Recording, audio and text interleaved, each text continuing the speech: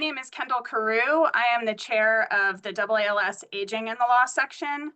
And on behalf of the section and our co-sponsors, the Elizabeth Haub School of Law at Pace University, the University of Virginia Law School Family Law Center, and the AALS section on women in legal education, I want to welcome you to this book discussion of the recently published book, Hot Flash: How the Law Ignores Menopause and What We Can Do About It. As this book highlights, menopause is an understudied issue with many intersections with the law. The purpose of the AALS Aging in the Law section is to focus on issues of the law relating to aging and the development of legal education programs about aging in the law. So this book discussion is, of course, in furtherance of that purpose. And by the way, in case anyone is interested in ordering the book, you can order it from the Stanford University Press website with a 20% discount if you use the code HOTFLASH, and that's one word. So we're so excited about this virtual event, and it is featuring 3 outstanding commentators. We have Craig Conniff, Liz Kukura, and Naomi Schellenbaum, and then our authors, Bridget Crawford, Naomi Kahn, and Emily Waldman. Each of the authors will introduce themselves and speak briefly about the book. Then each of the 4 commentators will introduce themselves and we'll talk for about 5 minutes. All right, Emily. Hi, everybody. Thank you so much for joining us today. We are all so excited to be here. And what I'm going to talk about for the next few minutes is just the origin story of the book, how it came to be, and then what its purpose was.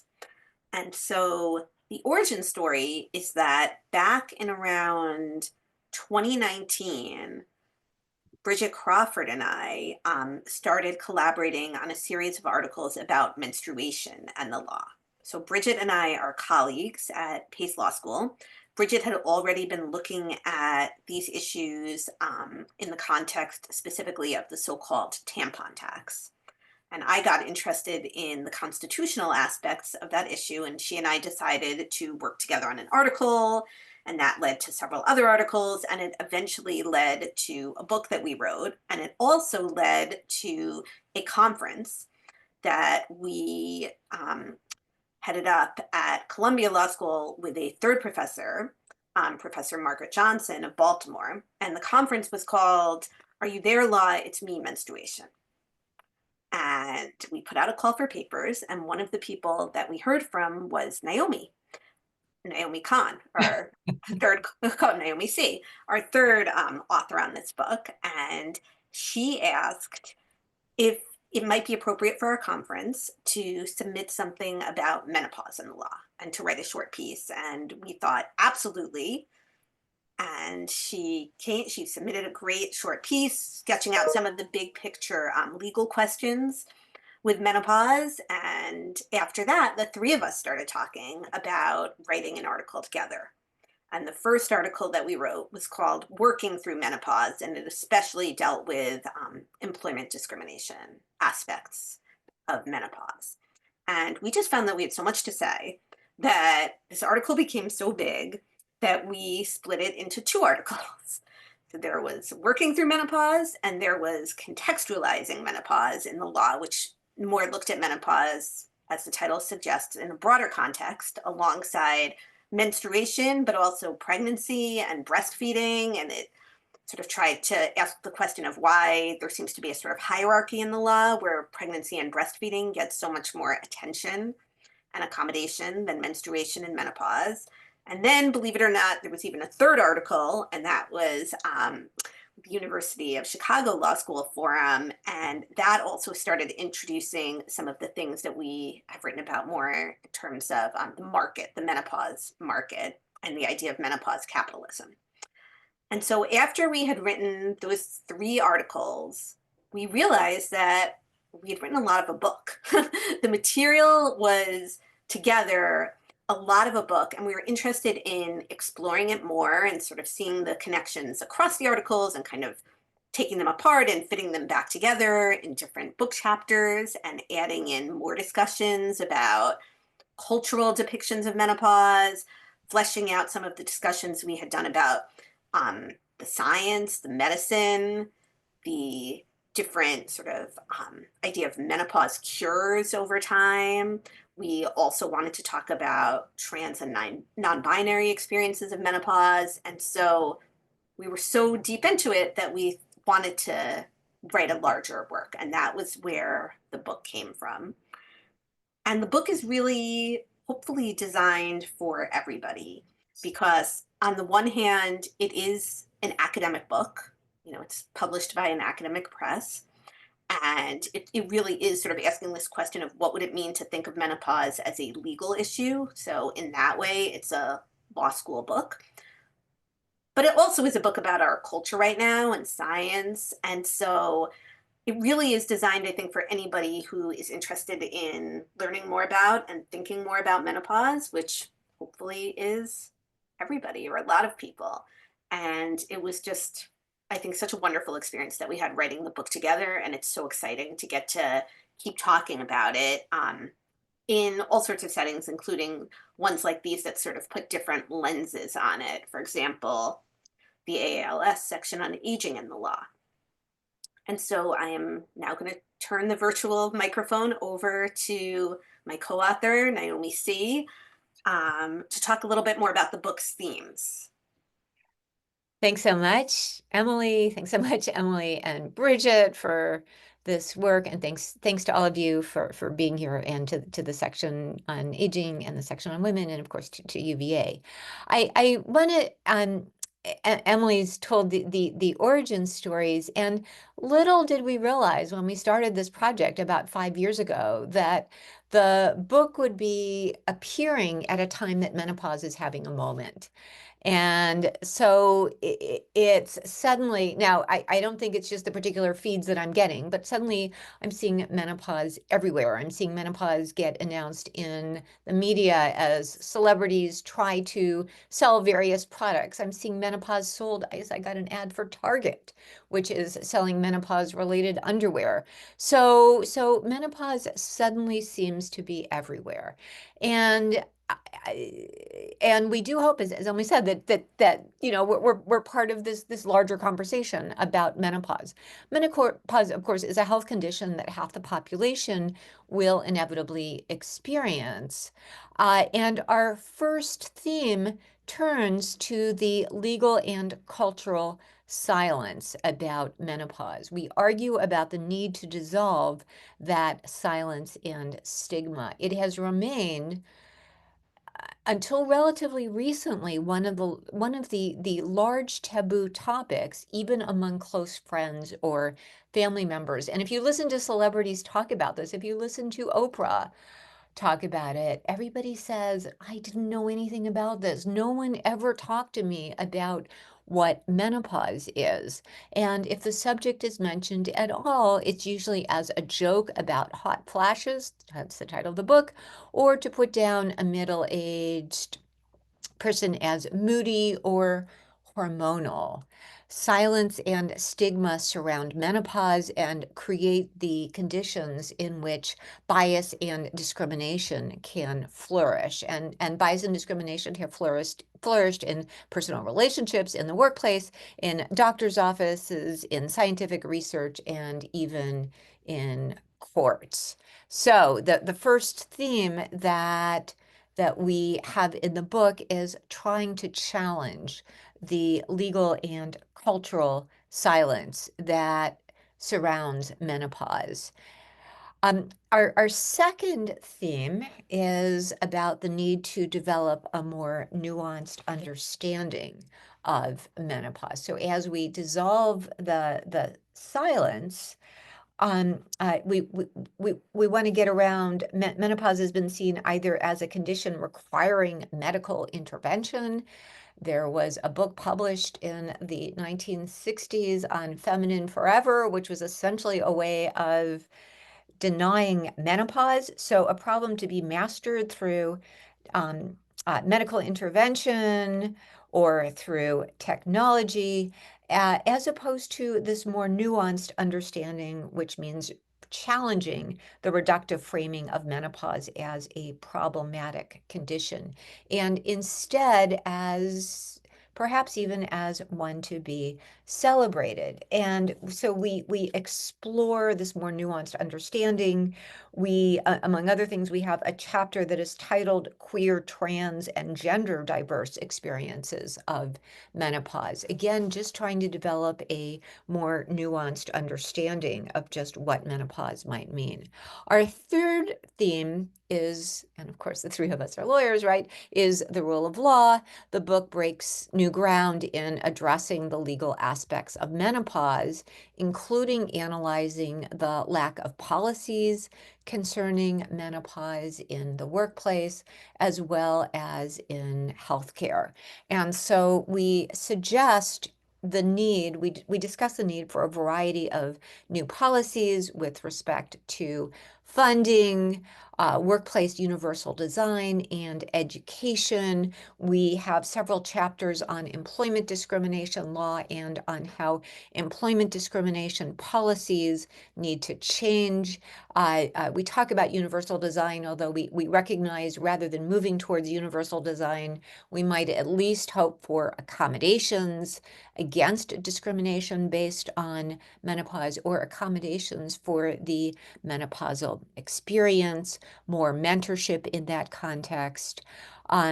So policies on education, a commitment to menopause education for the general public, as well as in medical schools, better discrimination policies, and then as Emily's already mentioned, we have a whole article that talks about the commodification of menopause. And so we also have recommendations on regulating markets, ensuring privacy, preventing false advertising, and other ways of ensuring better communication within the marketplace. And so I am now going to turn it over to Bridget. Well, thanks so much, Naomi. I had two amazing, productive co-authors who kept me on my toes all of the time. Naomi and Emily have both mentioned some of the themes of the book, and I just want to expand a bit on those. I am a tax lawyer by training, and so I was very interested in the markets for menopause products and the attempt to position the human body, especially the female body or the body capable of menstruation and the cessation of menstruation, as something that can be knowable and mastered through data, through technology, and ultimately through commerce. Historically, we know that women's research on women's health has been underfunded, and we now are seeing funding drying up for projects that even mention women in the abstract or the goals of the research. We know that funding for the Women's Health Initiative was pulled and then restored. And so that is on uncertain ground. So we very much have our eye on the sort of funding and financial motivations underlying these markets. We know that menopause is an especially complicated issue because it's, of course, not just about gender. It's also about age, and it's also about disability. Of course, menstruation and menopause are not disabilities, and they are not only the province of older adults, but of course, there can be debilitating symptoms of menopause. For example, our book is full of firsthand accounts of people experiencing such debilitating conditions that they're not able to work. And so one of the interesting things we're trying to do in the book is really think about, from our perspective as lawyers, where do we see the coalitions? Where do we see potential political momentum for reform? And we see quite a bit of overlap between advocacy for older adults and advocacy done by folks interested in menstruation and menopause and other gender-related issues. So our book might be the first one articulating this connection between menopause and the law, but we think there is so much more work still to be done, and we're excited to hear from our commentators who are really pushing us to think in new and bolder directions. And hopefully we'll hear from some of you on this webinar as well about ways that menopause intersects with your scholarly teaching or personal interests. So with that, I'm going to pass the virtual mic over to Craig Conniff. Craig, take it away, and then Naomi, Emily, and I will go off camera for now. Thanks so much. Thank you so much, Bridget. And I just want to say what a pleasure it is to be here. It is truly an honor to be asked to be part of this important conversation. And I have to say congratulations. This is such an amazing and timely book. As Naomi points out, everyone's talking about menopause. Oh, I think I'm supposed to say something about who I am. So I'm a law professor. I'm a colleague of Naomi's at the University of Virginia.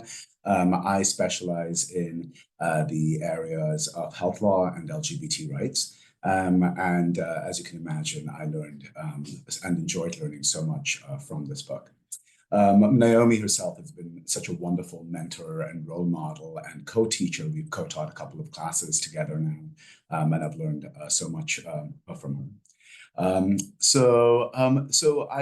first thing I'm going to say is that I just love any book that can bring in Oprah Winfrey as well as do a deep dive into the Americans with Disabilities Act. So that's already quite impressive, and I'm going to come back to Oprah in a second. But more than that, as an LGBT rights scholar, I can feel how important it is to talk about an issue that has for so long been forced to remain in the closet. And I use the word closet advisedly because my comments continue in the line of an LGBT theme. And I hope to argue for menopause as being a queering event, that can act as a point of alliance between the LGBT community and the women's rights movement. So to begin, I want to take us back to the 19th century, when debates over women's rights to vote, to be educated, and to participate in the professions were in the forefront. Medical theory at the time was heavily influenced by theories regarding conservation of energy, and doctors believed that women's smaller cerebral capacity, or supposedly smaller cerebral capacity, meant that they had less energy. That, combined with their reproductive function, would make them prone to insanity, as one text put it, teetering on the edge of insanity at all times. And so puberty, pregnancy, parturition, lactation, menstruation, menopause, all of these events were potential crises in the waiting. The constant shock and strain on the female bodily system would lead to hysteria and outright insanity. Women who departed from stereotypes were believed to experience a range of terrible outcomes, and a range of cases show this. So in Muller versus Oregon, for example, it's famously a case in which lawyers bring several briefs containing information about women's physiology to persuade the Supreme Court to allow protective state legislation to come into play. But a range of cases in federal courts, apart from Muller, cite this knowledge, and I should say so-called knowledge. For example, the work of Harvard Medical School professor Edward Clark, who in his best-selling book argued that conservation of energy meant that educating women on the same basis as men would result in an aborted or deranged brain and reproductive system and sterility, was cited in numerous cases. Similarly, in physicians' successful campaign to criminalize abortion in the 19th century, doctors rejected theories of fetal consolement and justified their campaign from the standpoint of medical science in purely biological terms by arguing that abortion caused diseases that are quite disastrous to a woman's mental, moral, and physical well-being. And again, they were constantly worried about sterility being now, a sterile woman and the sterilization due to some kind of crisis event or because a woman departed from traditional gender norms was considered unnatural. And doctors hypothesized that by becoming sterile, women also somehow became masculine. If a normal woman was defined by her ability to bear babies and to further the human race, A masculinized woman was spoken of in almost hermaphroditic terms. The failure to conform to gender stereotypes by getting an education or joining the workforce took its toll on biological sex, which of course reveals the porous and unstable connection between sex and gender. Now, when I was thinking through this, I wondered, did doctors of the period differentiate between natural and unnatural menopause, where menopause that occurs later in life is considered natural? And the answer is no. Regular menopause presented the same symptoms as mannish women presented if they experienced sterility earlier in their lives. And there's just a lot of writing about how doctors talked about women experiencing menopause even later on in their lives in ways that harked back to ideas of a loss of femininity, of masculinization, and so on and so forth. So fast forward to today. Oprah, and I told you I would come back to Oprah, and Cynthia Nixon, among others, talk about feeling liberated with the onset of menopause. There are the women that the book highlights as experiencing declining hormones, and specifically explaining how experiencing menopause ensures that they're no longer subject to the strictures of femininity, being subject to the gaze of men, and so on and so forth. But this occurs primarily by portraying, not by suggesting that women are somehow becoming empowered as a group, but by portraying menopausal women as falling outside somehow the sex-gender binary. In other words, for liberation, women must be seen, or rather, as no longer to be seen by the system of patriarchy. They must lose the legibility that the sex binary framework can otherwise provide them. So in this way, I would argue that menopausal women can be seen as among the first queer subject in medical imagination. And I use the word queer here advisedly because, of course, we live in a world where we think about queer as an identity that is assumed willingly by individuals, voluntarily by individuals. But of course, that the legacy and the genealogy of the identity comes from the identity being ascribed to you. Today's notions of queerness would lose all meaning if they were not situated in a historical context where queerness, where otherness weren't imposed on the individual. And so similarly here, I'm not saying that these women saw themselves as queer. The paradigm did not exist at the time, of course, but rather that the engagement with menopause was a dress rehearsal, if you like, for the technologies of oppression and of the closet, of denying hermeneutic expression to anything that fell outside the sexed gender binary that would ultimately become the warp and woof of the technologies of oppression for LGBT people in the following century. Now, why do I think it's important to talk about this, and why do I like this frame? I particularly like, so I recently completed a piece co-authored with a couple of other colleagues at the University of Virginia Medical School for the American Journal of Bioethics. And I found out that Hilary Cass will be writing a response.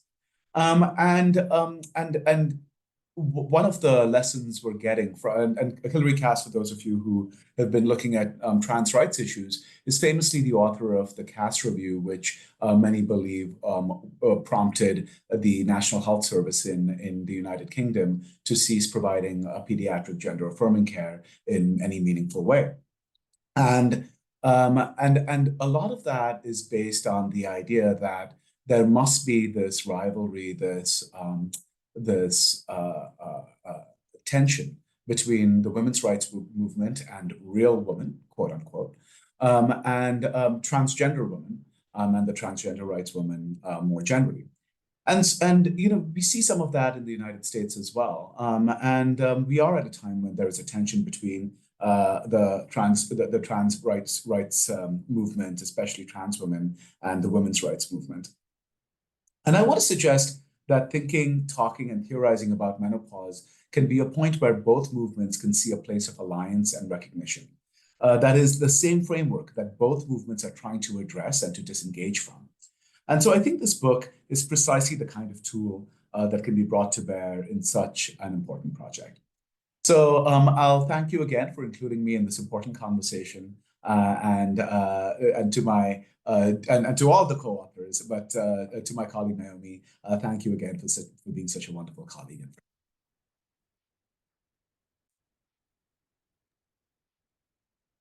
Oh, and at this point, I turn it over to another friend and colleague, Elizabeth Kukura. Thanks, Craig.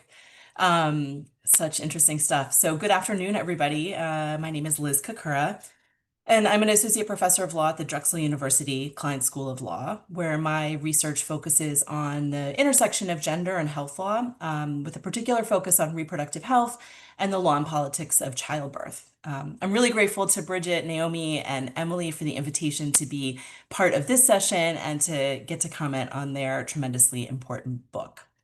So the author suggested that we might, reflect on hot flash in light of our particular areas of research interest and expertise.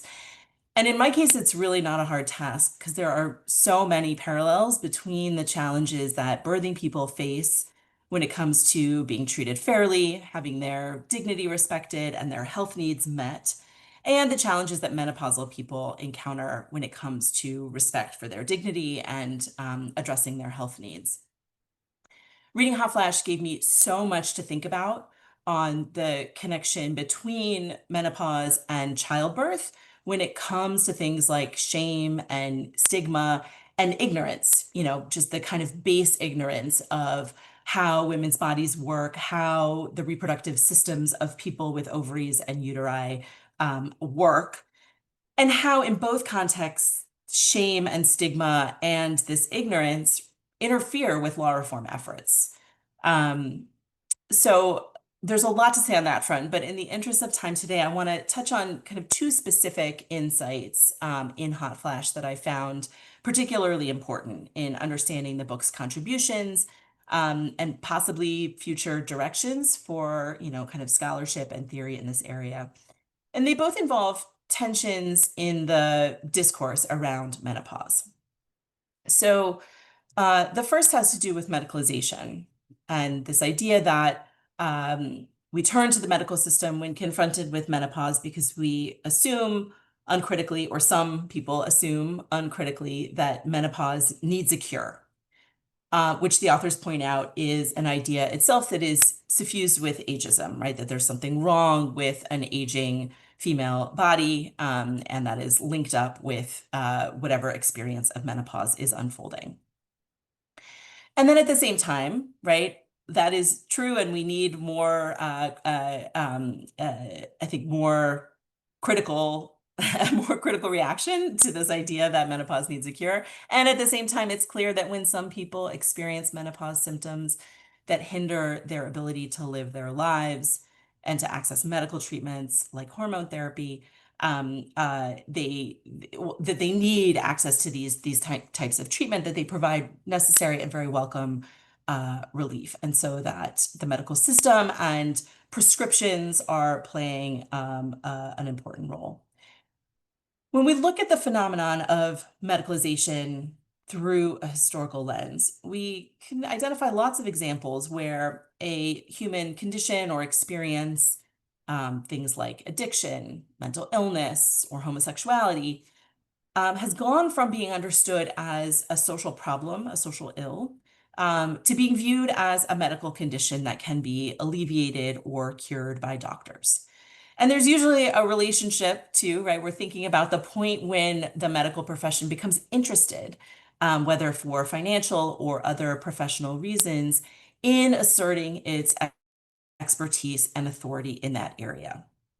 Similarly, the medicalization of childbirth began with physicians who were looking to increase their patient load, to ensure job security at a time when they were regularizing themselves as a profession.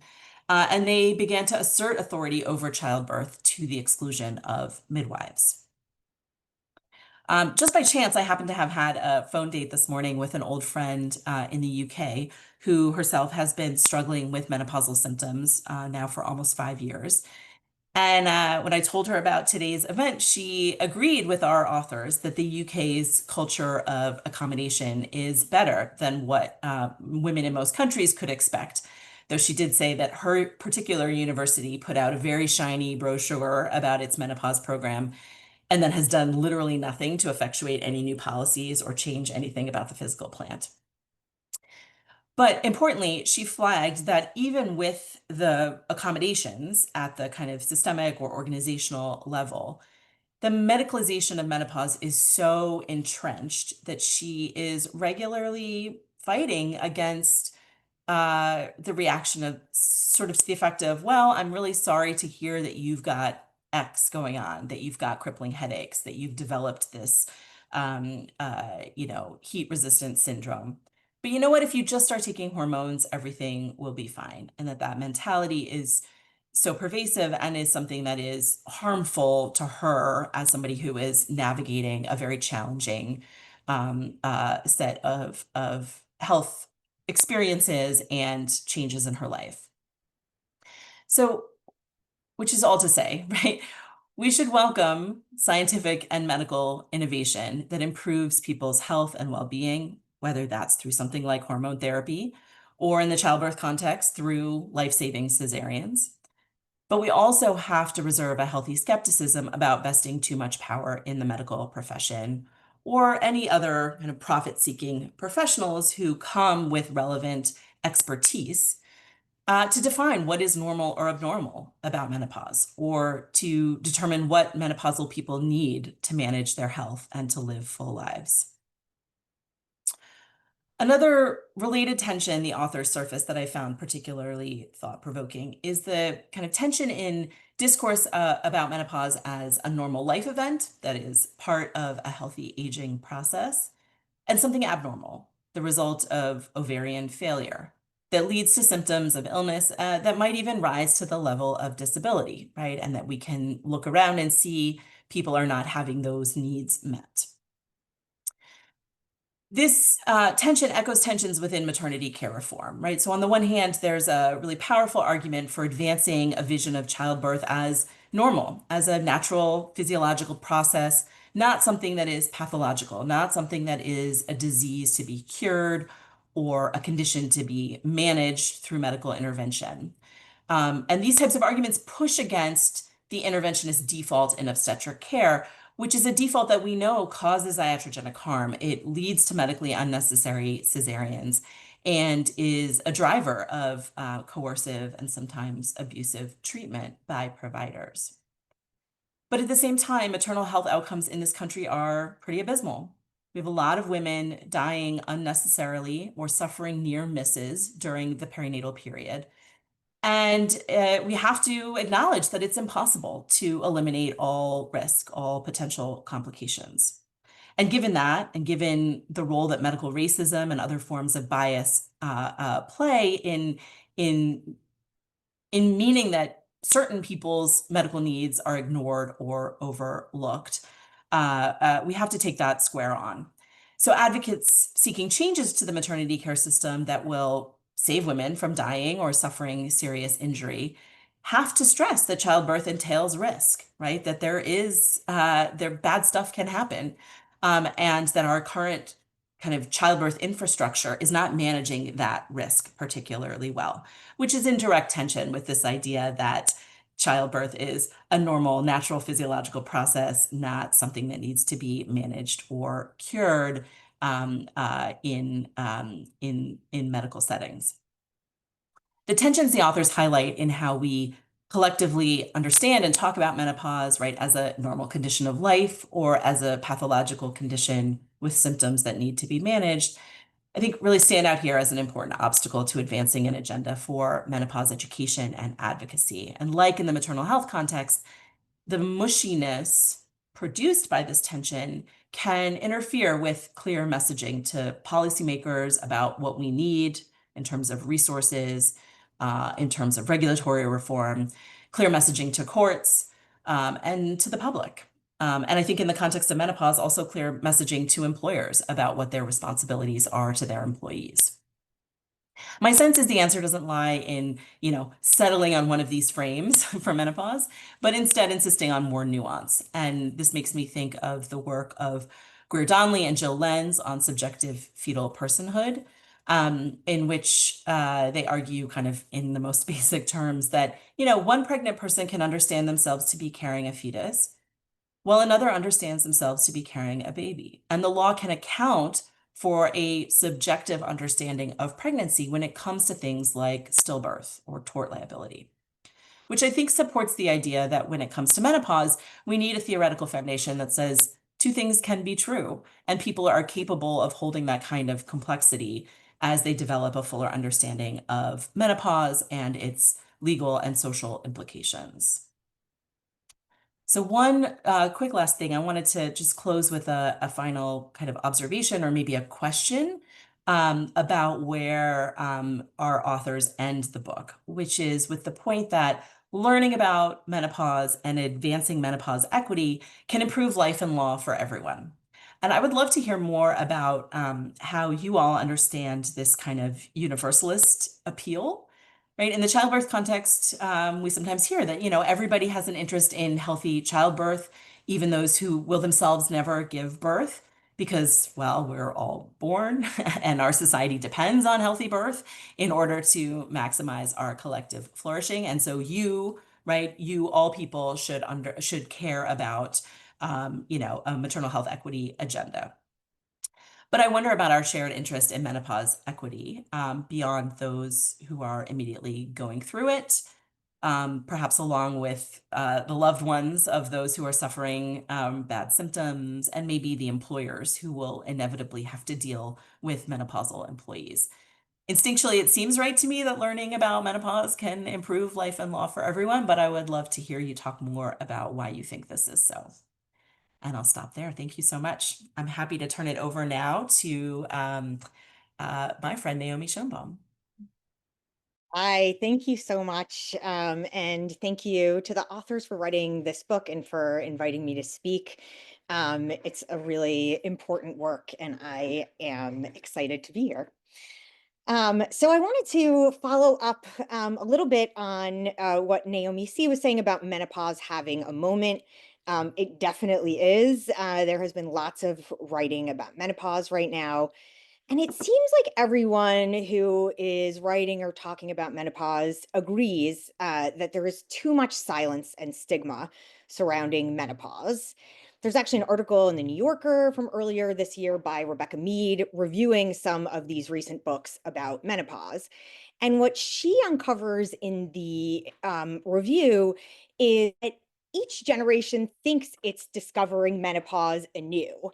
But if you go back, there have been similar awakenings in prior generations. So we're having trouble holding on to these realizations and these awakenings. So far, the books from this round, books like Menopause is Hot, The New Menopause, primarily offer personal narratives from women who felt blindsided by their own experience with menopause. So they're raising consciousness, but they still treat menopause as an individual pursuit. And I think a private pursuit in the public-private divide. So this is definitely a start to getting rid of the silence surrounding menopause, but it's just a start. And Hot Flash takes the next step in terms of making the personal truly political. So it provides this path forward by enshrining menopause in law and policy. This is a way that we can get and keep menopause in the public domain.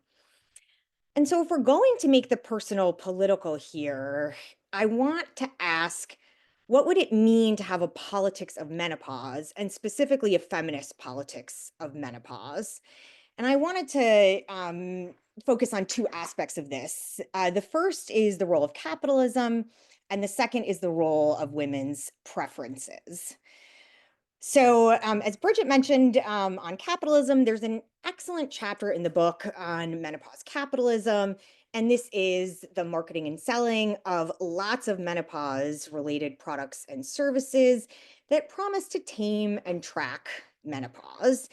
And the book raises a bunch of concerns about this: safety, privacy, and deception. But I think there's a lot more menopause capitalism going on.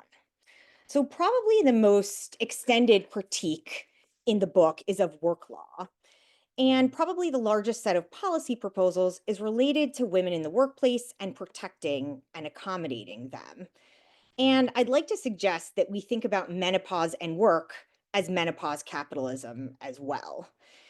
So money is certainly driving the supply of menopause treatments, like hormone therapy and other treatments to help women look young and for brain function, and as was mentioned, to be forever feminine. But I think it's also driving the demand for these treatments as well, because these treatments allow women to continue working through menopause. And the book's policy proposals are focused on allowing women going through menopause to continue working. So I want to ask, how much of the politics of menopause is the politics of capitalism? Could there be an alternative politics of menopause that's less focused on work, and what would it look like? And would this change how women experience menopause or the need to treat it? And I'd like to enter the realm of the ideal for a moment. I recognize we're far from this. But initially, I'm thinking about sabbaticals or leaves that would allow time away from work during significant periods of transition. And Vicky Schultz sketches out some of this in her, now it's maybe 25-year-old essay, Life's Work. And then I'd want to bring this away from work entirely. And I wonder, we have a very developed law of the workplace. And so maybe modifying that area of law is one of the places to start with a law of menopause. But I think it is helpful to move it away from work, because when we're thinking about menopause and work, we're thinking about being protected from capitalist forces. And we're thinking about addressing the negative impacts of menopause. And it's certainly necessary to address these things. But I'm wondering if there are ways that law and policy could be emancipatory or even celebratory with regard to menopause. And one example we might think of is pregnancy, where I do think society has come to take somewhat of a different stance towards pregnancy, that it has gone from hiding in the shadows to being showcased at least sometimes and celebrated. And I'm thinking here about some of the work in the disability space, Taking Disability Public by Jasmine Harris, Claiming Disability by Katie Iyer. Are there ways to bring menopause out that could be more celebratory? And then the second question is about what women want. And the book very keenly highlights that menopause is riddled with paradoxes, some of which have been brought up already today. And to me, perhaps one of the most telling and interesting ones is the one between menopause as a regrettable loss of femininity or as a liberation from it. And illuminating here is the chapter that was mentioned before on queer, trans, and gender diverse experiences of menopause. And the authors share the results of research finding that lesbian and bisexual women tend to experience less regret around menopause and lower levels of femininity concerns, or worries about age-related attractiveness and fertility declines. And one study subject observes, what hormone therapy provides is what the patriarchal society says we are supposed to continue in, to be available for serving men at any moment, and menopause takes us out of that realm. So I want to pose the question of, should we simply say it's up to each woman to decide what menopause means to them and what they want, or should feminism take a stance on this with a critique of the political construction of women's desires, which would then be a target for political organizing? I'm a little worried that without a feminist politics of menopause, the impact of menopause only gets captured and regulated based on what can be measured. So the billions of dollars it rakes in products, or even for liberal reformers, the billions of dollars in lost productivity at work. And so I wonder, are there other ways to think about the meaning of menopause for society and what law and policy should do about it? And the book really led me to reflect on something I've been thinking about a lot, which is just, what is the state of our feminist politics now? And I think it says something about the state of our feminist politics that the books we're seeing on menopause now are mostly personal. So even though each generation discovers menopause anew, and menopause is having a moment right now, we don't have a polemic like, for example, Germaine Greer's 1991 The Change. So I think the book and menopause discussion today is reflective of the current state of feminist politics. And so I wonder if there is even a feminist political presence that could try to answer the question of what a feminist politics has to say about menopause. So I'm going to turn back now to our moderator, Kendall Crew, who's the chair of the AALS section on aging and the law. Thank you so much to all of the authors and to the commentators. This has been a fabulous discussion. You know, obviously aging in the law is the section that is sponsoring this event because menopause does happen in coordination with age. But as you've heard from the authors and the commentators, obviously there's a lot of different implications. And, you know, there's been a lot of thought-provoking commentary. I would like to invite the authors to, so Naomi, Emily, and Bridget, to kind of provide any sort of responses that you might have had to what you've heard. And I will just add for myself, one of the things that I think Bridget's initial comments kind of brought up for me, and then what I heard throughout the course of the commentators' discussion is just kind of in this current moment, how does that in the current state of certain executive orders and loss of funding, how does that impact at all kind of what your thoughts are moving forward in studying menopause? So if there are also questions that people who are attending the webinar have, feel free to put that in the chat, and I will certainly try. We don't have much time left, but I will try to call out those questions to the extent that they are in the chat. Thank you.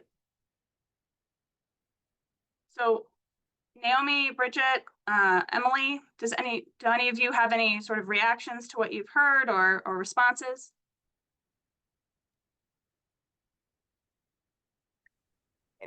Bridget, Emily, Bridget, do you want to go first since you were the last of the three of us? Okay, We can go in sort of back, Bridget, me, then Emily.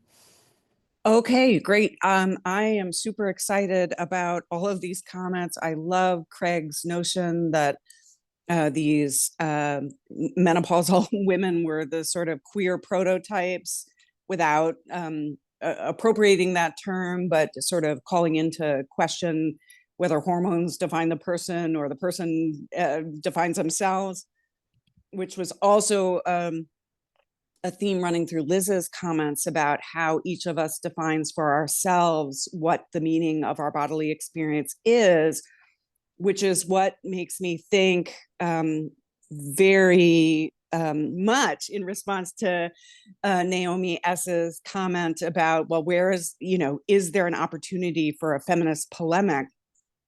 And I think feminism has never been successful when it tries to prescribe one response. So the notion that there would be a, quote, feminist position on menopause seems a sort of inherently problematic version or vision of feminism, but this is all very exciting and new and generative and wonderful, and I'm so grateful. So I'll pass it to Naomi. And I want to say this whole conversation is so exciting. So thank you so much for your comments, Craig, Liz, and Naomi S. You've raised all kinds of points that are sideways and both sideways and central to the book, as Bridget has already said. And I do I want to pick up on just a few of the themes. The idea of, one kind of, there are two different themes that I think overlap in what several people said, and that is the idea of menopause as liberating from stereotypes. In the 19th century, it was liberation from having to bear more children. And so liberation, and yet at the same time, there's apparently in the 1969 book, Everything You Always Wanted to Know About Sex, but We're Afraid to Ask. The author said a postmenopausal woman comes as close as she can to being a man. So this idea of going beyond the gender binary and being liberated from being a woman is very much here.